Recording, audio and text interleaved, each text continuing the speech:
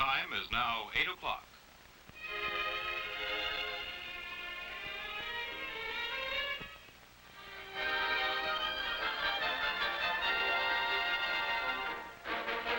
Now the weather. Temperature at 8 o'clock, 68 degrees. Humidity, 82%. The expected high today, around 80. The forecast, showers this morning, clearing later in the day.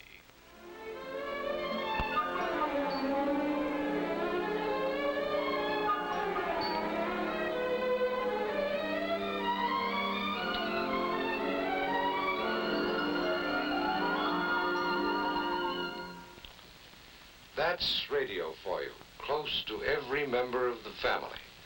We awaken to it in the morning, we set our clocks by it, we dress according to the weather reports. We listen to radio for news, for entertainment. It keeps us informed every minute of every day. Most of us depend upon radio more than we know. I know because radio has been my life. My name is Harold Fellows. I'm president of the National Association of Broadcasters. You know, it seems to me the role of radio is underscored by a recent survey which shows that most people in an emergency would turn first to radio to learn the facts. Radio has reached this present place of importance in our lives in a comparatively short span of years. It burst upon the national scene in 1920 with an impact that is being felt more year by year. Radio provided a thread that has drawn the country together. The city dweller and the farmer came to know each other better. News and special events broadcasts have given a sense of participation in the great events of the time. With the speed of light, a handful of crystal set owners learned that Warren G. Harding had been elected president over James Cox, and an exciting new era in communications began. 4 years later, radio gave the American people a glimpse of a presidential convention with a realism they'd never had before. Cold print could never begin to describe a scene like this. Alabama cast 24 votes to Underwood. 1928, Smith versus Hoover. Radio continued to develop a splendid tradition of public service, bringing the candidates directly to the voters. People came to recognize the voice of Herbert Hoover, college-trained engineer. And physical strength, and the world should know that if we are to have peace. And the voice of Al Smith from the sidewalks of New York. And I deny it emphatically, and I state from this platform. Now it's 1933. In this time of despair, radio transmitted a new, encouraging voice. Let me assert my firm belief that the only thing we have to fear is fear itself.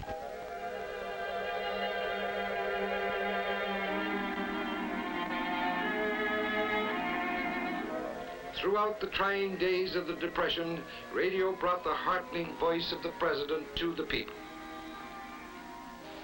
Fear is vanishing, and confidence is growing on every side. Out of radio came the National Fireside Chat.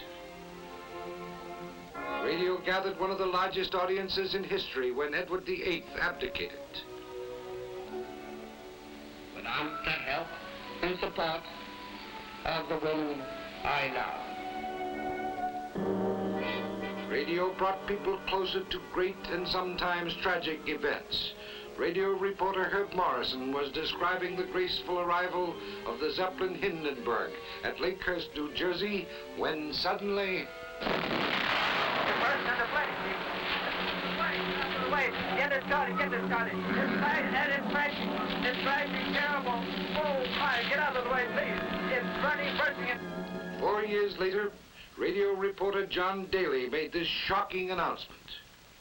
We interrupt this program to bring you a special news bulletin. The Japanese have attacked Pearl Harbor, Hawaii by air. President Roosevelt has just announced.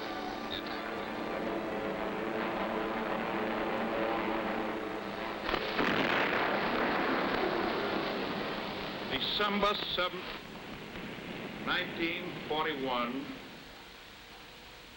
a date which will live in infamy.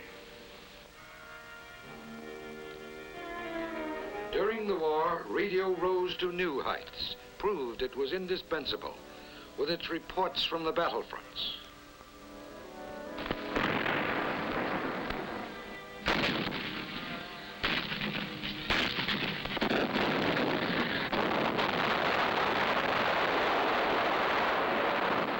It demonstrated, too, not only how big its scope, but also how big its heart. These British children were sheltered in the United States during the war, an ocean away from their families, but radio spanned that ocean. Hello, Mum. Hello, Doreen. What's this pink dress you've got on? Who gave you that? bought that for me. Did she? Yeah. Did you get the cable and the present for your birthday? Yeah.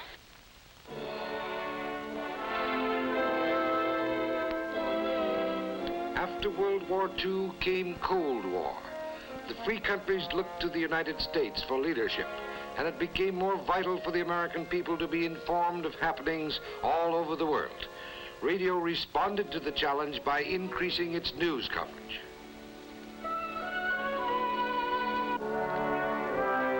No matter where it happens, Singapore, Paris, or Washington, D.C., radio is first with the news. It teams up with the wire services to keep you informed, instantly, constantly.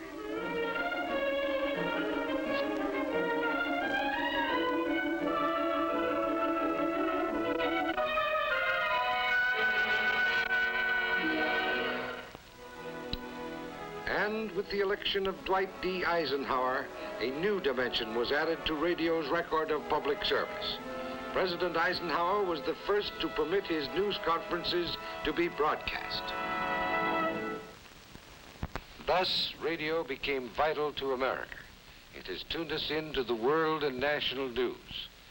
As it grew, it became the very heartbeat of the community. And today, for hundreds of communities, the local radio station is the only source of immediate news. In recent years, the number of radio stations has more than doubled. Radio's voice reaches everywhere throughout the land, into almost every car, into almost every room where people live and work. One of radio's functions is to act as sentinel, to warn the country in event of air attack. Your local station is part of the warning system called CONELRAT.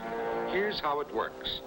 If there's an attack, your station will remind you to tune in the CONELRAT frequencies 640 and 1240.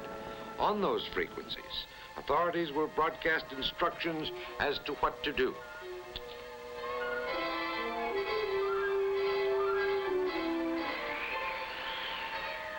CONELRAT plays a part, too, in weather emergencies. It alerts the people when a storm is approaching, a blizzard, hurricane, or tornado. Warning, a tornado is headed this way. The Weather Bureau has announced a tornado has been sighted 20 miles outside of Lakeville. It may strike this city at about 6:30 p.m. When disaster strikes, your local radio station stands ready to help you. Recently, radio reporters in mobile units risked their lives in Dallas, in Kansas, in Missouri, going out into the raging storm.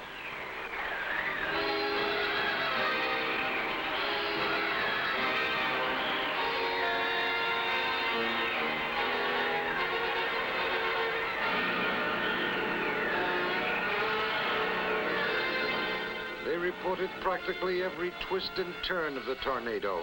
They warned people out of its path.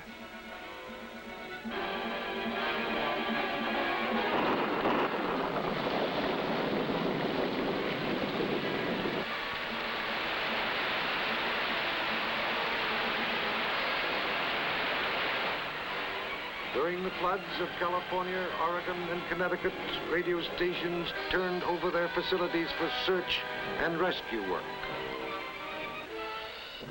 Radio helped in cleanup and relief operations.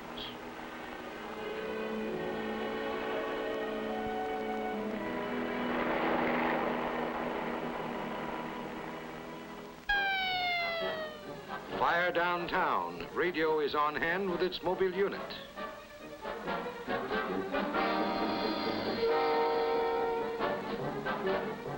The studio on wheels has enabled radio to be present at practically any news event, from a political speech to a fire like this.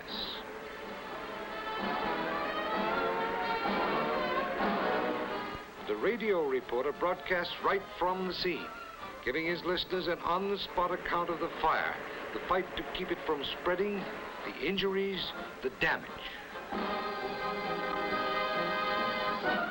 When the fire is under control, a first-hand report from the chief.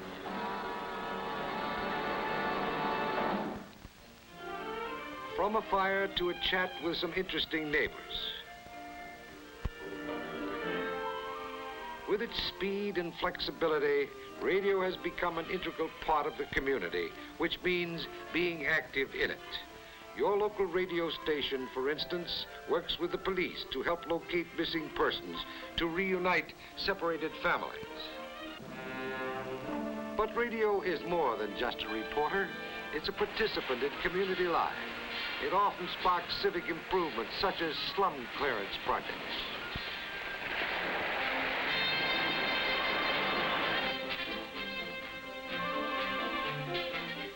In Washington, D.C., radio recently led a drive to clean up the Potomac. A Cleveland, Ohio station initiated a plan to relieve midtown traffic congestion.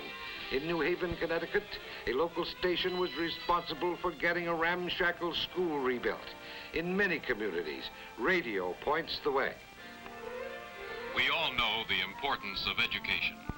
And so, even at the expense of a tax increase, we owe it to ourselves and our children to build a new school in the Latham section.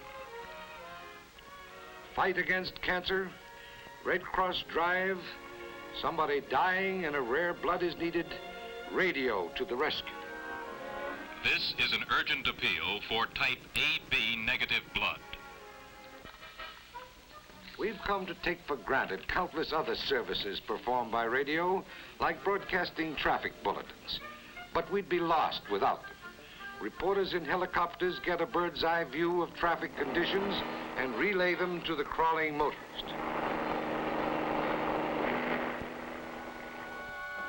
Traffic is heavy with up to 1 hour delays on all major highways leading to the city, but it is moving steadily on secondary roads 3A and 9A.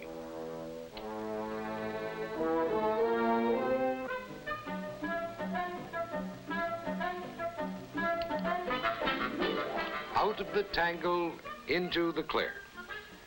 Radio also acts as your community bulletin board.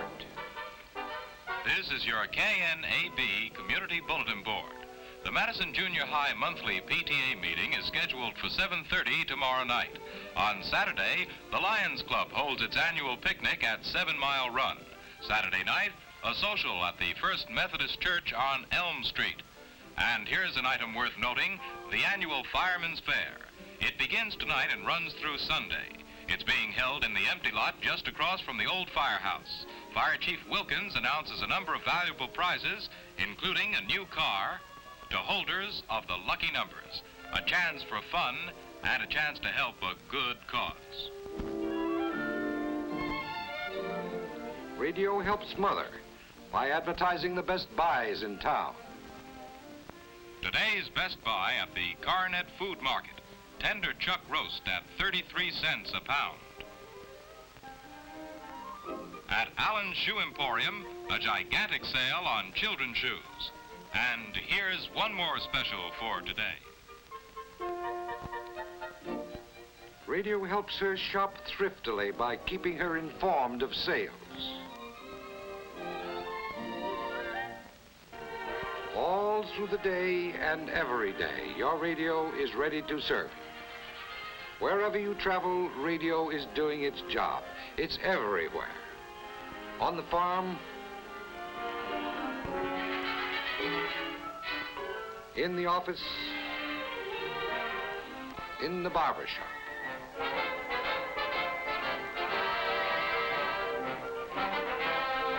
Indoors and out, at work or at play, radio is always with us in the busiest and the loneliest parts of America.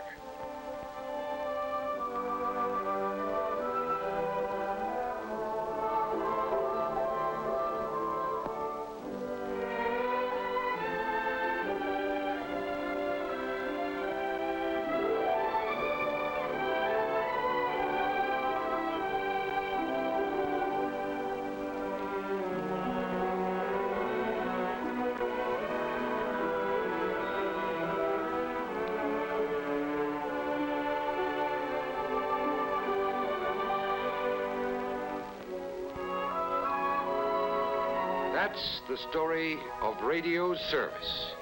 Service to the family, to the community, to the whole country.